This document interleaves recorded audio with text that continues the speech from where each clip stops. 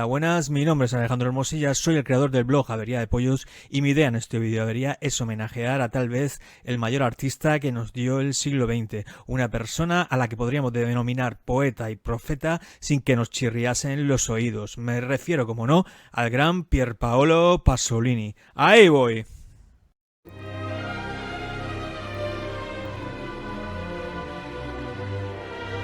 Con el paso de los años y al tiempo que las más temidas profecías de Pierpaolo Pasolini sobre la Europa moderna se han ido cumpliendo una tras otra con una despiadada exactitud, su cine está probablemente comenzando a ser visto como un tratado poético espiritual, casi religioso, que versa sobre las posibilidades de amar, de comprensión y de conexión con lo sacro de los seres humanos en nuestra época. Ocurre que Pasolini se acerca a lo espiritual a través de lo prosaico, las condiciones materiales que determinan la lucha de clases, las sociedades y el pensamiento. Y en este sentido existe cierto feísmo estético en algunas imágenes que rodó que hay que entender como un ataque al concepto burgués de arte y belleza, una característica que es necesario traspasar para familiarizarse y comprender profundamente los suplicantes y mendicantes retratos espirituales no exentos de humor que realizara de tantos de sus personajes. Lo diré ya, a Pasolini le importaban los hechos y por ello ni los ángeles malditos, los bufones consentidos,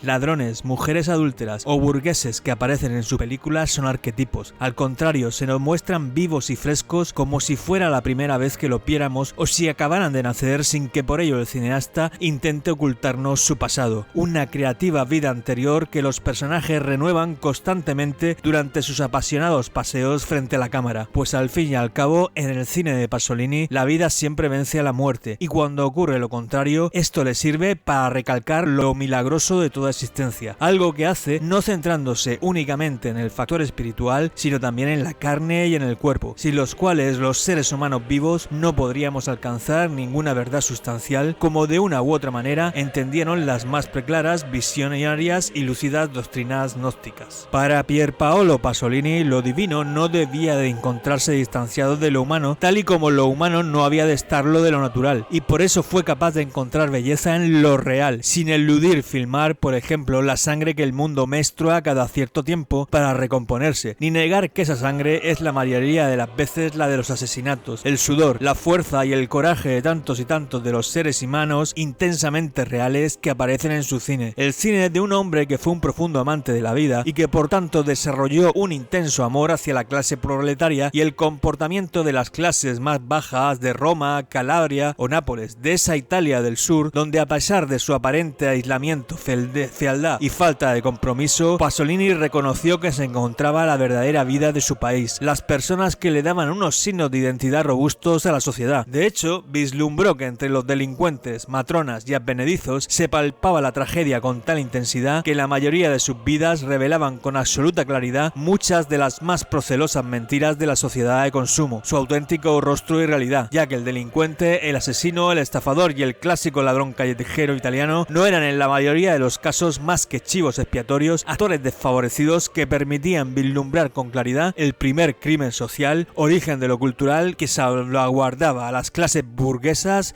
en sus recintos cerrados.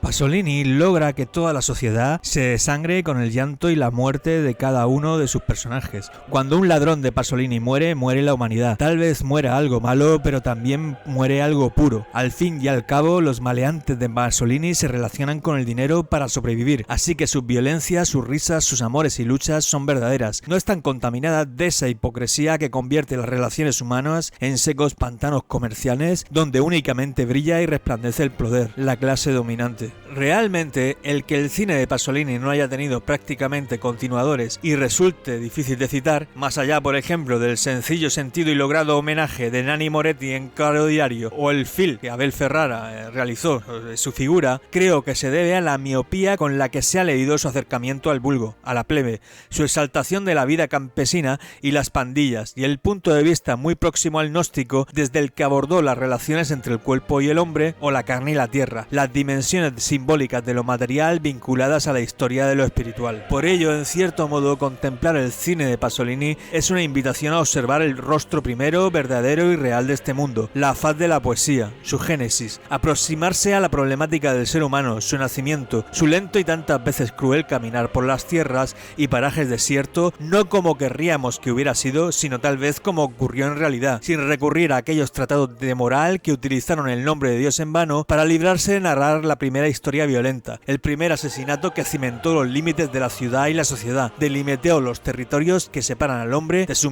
dimensión mítica y ascentral. En suma, así es el cine de Pasolini, una búsqueda directa y frontal de quién fue la primera religión o estado que intentó suplantar a Dios en vano y lo asesinó, un guantazo a la aparente santidad de las naciones cristianas, su pulcritud, una invitación a pensar Occidente desde la historia del incesto original, teniendo en cuenta los inocentes que hubo que exterminar o marginar para construir su actual opulencia, esas ciudades ascéticas aparentemente ajenas a conflicto alguno entre castas o tribus. Así es el cine de Pasolini, un cine que pone de relieve el aliento de las calles y los rostros serenos y afeados pero rotundamente sinceros de la multitud, la poesía de los panes y el buen vino, un cine que escarba en los orígenes ancestrales de Europa y da la razón a algunos de los conceptos de los polémicos tratados antropológicos realizados por René Girard sobre la violencia en las sociedades arcaicas y la mecánica exclusión, disuasión y castigo de los chivos expiatorios, inmigrantes, vagabundos, clases bajas de las sociedades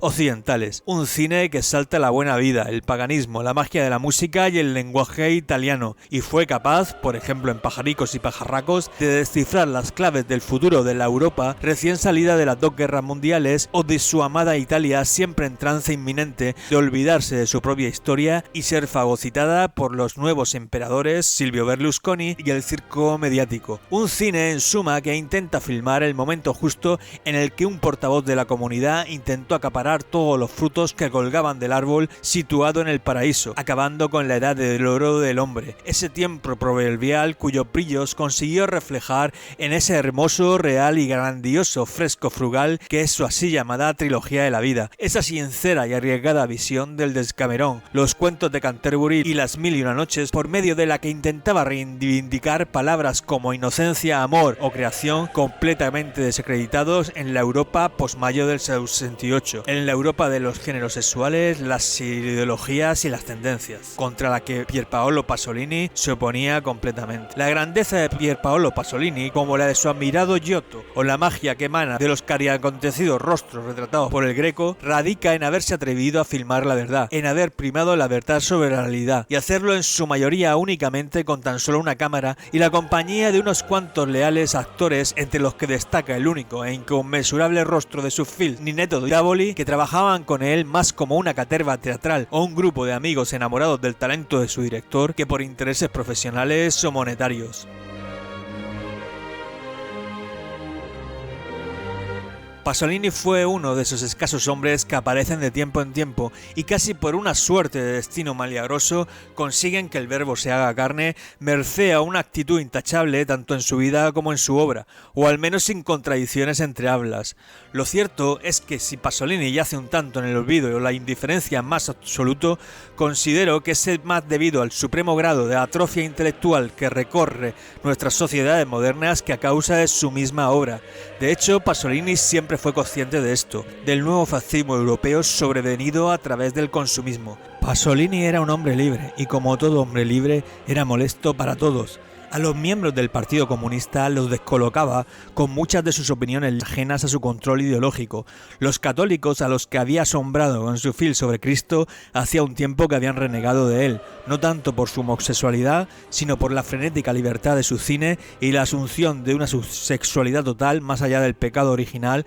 mostrada en Las mil y una noches. Tampoco los miembros de la democracia cristiana se sentían cómodos con alguien que vislumbraba perfectamente su manipulación, su traición al pueblo y sus negocios sucios. Los grandes empresarios y sobre todo uno muy poderoso oculto en la sombra se sentían amenazados por sus columnas periodísticas y la escritura de una novela, Petróleo, donde revelaría datos esenciales hurgados al pueblo sobre la construcción de la Italia moderna. Para los viejos fascistas cada una de sus obras era un escupitajo en la cara y saló directamente un atentado terrorista contra los valores tradicionales. Creo que incluso los jóvenes artistas y los hedonistas se sentían incómodos con alguien que les recordaba una y otra vez que cediendo a los valores consumistas y al confort estaban perdiendo el alma. Y también pienso que los espectadores acostumbrados a los melodramas hollywoodienses o al elegante cine europeo se sentían heridos por obras áridas y secas, feístas en algún caso, que no les permitían ni soñar ni evadirse de la realidad como estaban acostumbrados. Y estoy seguro que no se sentiría sorprendido al constatar cómo su intensa creación ha ido apartándose del ojo de muchos intelectuales, más que nada porque en el fondo de su cine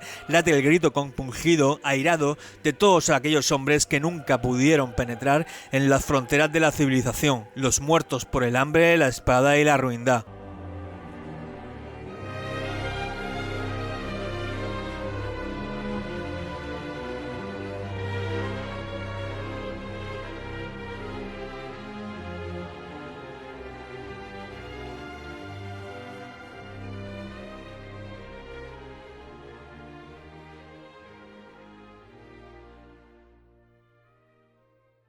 Bueno, pues confío que os haya gustado este videoavería, que a mí realmente me ha emocionado, porque es difícil no hacerlo cuando uno habla de un artista o un poeta de la talla de Pierpaolo Pasolini. ¡Hasta la próxima!